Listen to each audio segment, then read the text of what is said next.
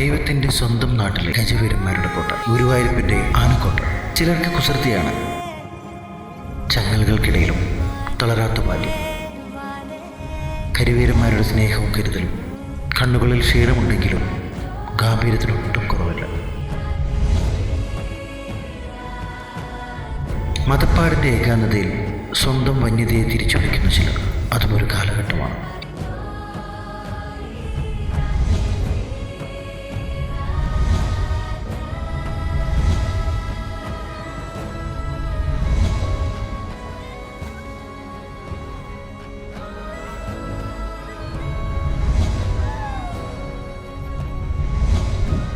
ഓരോ ആനയ്ക്കും പറയാനുണ്ട് ഓരോ കഥകൾ. കുന്നത്തൂർ കോട്ട ഇതൊരു വിസ്മയമാണ്.